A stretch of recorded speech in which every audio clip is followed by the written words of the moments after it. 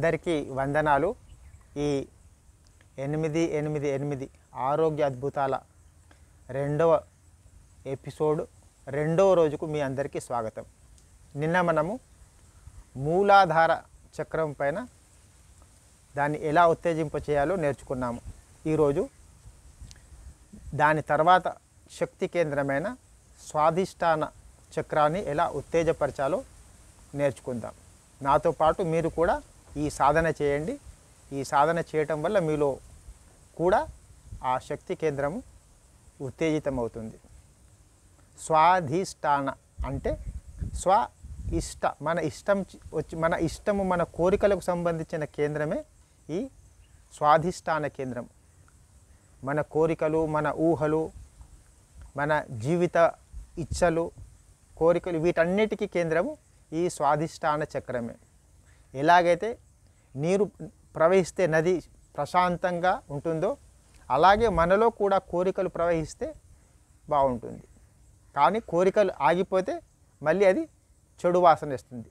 అంటే ఈ కేంద్రాన్ని మనము ఉత్తేజపరచడం వల్ల మన కోరికల లయబద్ధంగా ఉంటాయి, మన పరిమితిలో ఉంటాయి, హద్దులు దాటిపోవు. దేది ఉండకపోతే పరిస్థితి కనిష్టంగా కానీ అధికంగా కానీ ఉంటుంది, బ్యాలెన్స్లో ఉండదు. ఏ పని అయినా మనము ఒక సంతులనంలో చేయాలి. ఈరోజు ఈ స్వాధిష్టాన చక్రం పైన ఎలా కేంద్రీకరించాలి దృష్టిని, ఎలా దీన్ని ఉత్తేజపరచాలో మనము సాధన చేద్దాం. నాతో పాటు స్థిర సుఖ ఆసనంలో కూర్చోండి. సిద్ధాసనంలో కానీ, అర్ధ సిద్ధాసనంలో కానీ, సుఖాసనంలో కానీ కూర్చొని వెన్నెముక నిటారుగా నిలువుగా ఉంచి కళ్ళు మూసుకొని ధ్యాన ముద్రలో కూర్చొని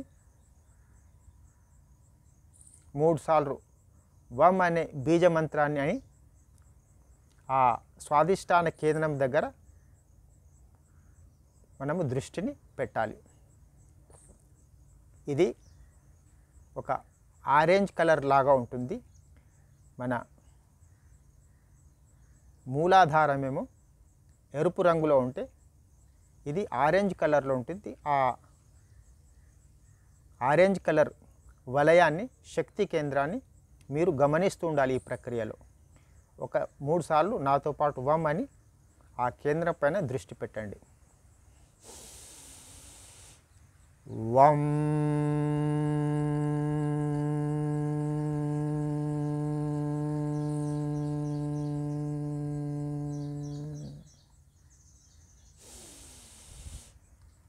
వం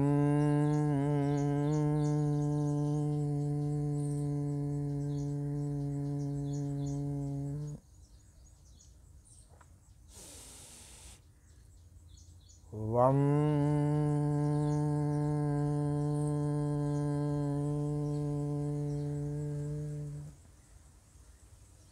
దృష్టిని స్వాధిష్టాన కేంద్రం అంటే బొడ్డు నుంచి కొంచెము కింద, మూలాధారం నుంచి కొంచెం పైన ఉంటుంది ఈ కేంద్రము. ఈ కేంద్రము మనలో కోరికలను, ఉత్సాహాన్ని, లైంగికత్వాన్ని, కోరికలను వీటన్నింటికీ కేంద్రము ఈ స్వాధిష్టాన కేంద్రమే. దీంట్లో ఎప్పుడు కోరికలు వస్తూ ఉంటాయి. ఆ కోరికలను నియంత్రించాలి అంటే ఈ స్వాధిష్టాన చక్రాన్ని ఉత్తేజపరచాలి. దాని శక్తిని మళ్ళీ దానికి ఇవ్వాలి. శ్వాస పైన ధ్యాస కేవలము స్వాధిష్టానం దగ్గర పెట్టండి.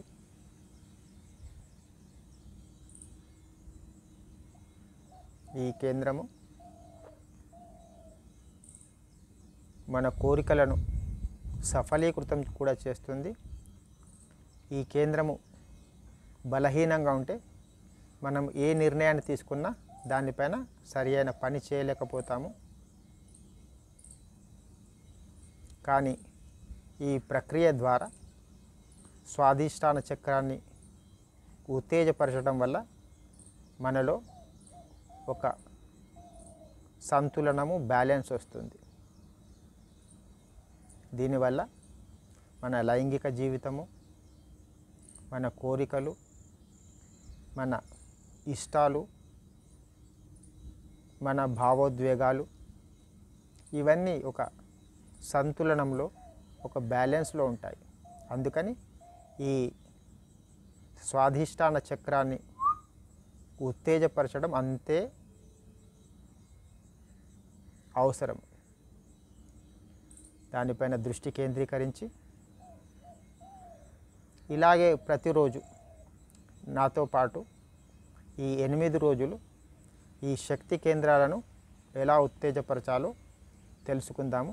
రేపు 3వ శక్తి కేంద్రమైన మణిపుర చక్రాన్ని ఎలా ఉత్తేజపరచాలో తెలుసుకుందాము.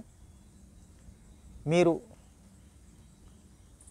ఎలాంటి సమస్యలను ఎదుర్కొన్నా, ఎలాంటి బలహీనతలున్నా ఇలాంటి చక్ర అవేకనింగ్ అంటే చక్రాలను ఉత్తేజపరిచే ప్రక్రియను చేస్తే మీరు కూడా చాలా ఉల్లాసవంతంగా, సాహసోపేతంగా, ఎంతో విజేతలాగా మీరు జీవితంలో ఉండగలుగుతారు.